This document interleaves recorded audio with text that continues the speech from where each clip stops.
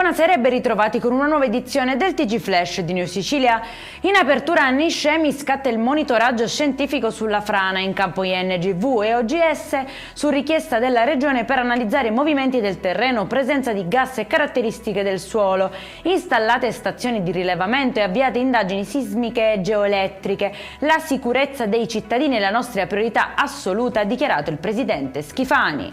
Arrestato un 32enne a Marsala accusato di violenza sessuale ai danni della titolare di una palestra. Secondo la ricostruzione l'uomo avrebbe palpeggiato la donna e poi aggredito due agenti intervenuti causando loro lesioni. Bloccato e trovato con una forbice appuntita, è stato trasferito al CPR di Trapani in attesa di rimpatrio. Stretta contro la pesca illegale a Messina, dove sono stati sequestrati oltre 200 kg di novellame di sarda e gambero rosa risultati privi di tracciabilità. Scattano oltre 10.000 euro di sanzioni e il pescato è stato devoluto in beneficenza.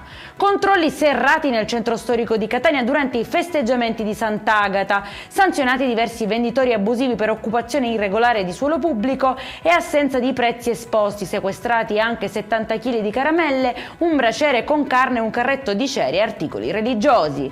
E in chiusura il meteo per la giornata di domani: cieli nuvolosi e probabili precipitazioni a tappeto su tutta l'isola. Nonostante ciò la protezione civile regionale però non ha comunicato alcuno stato di allerta. Per questa edizione è tutto, prossimo appuntamento con il TG Flash venerdì 6 febbraio alle 13:30. Nel frattempo domani potrete continuare a seguire gli aggiornamenti su tutte le notizie più importanti e sulla festa di Sant'Agata sul nostro sito www.newsicilia.it e sui nostri canali social. Buona serata!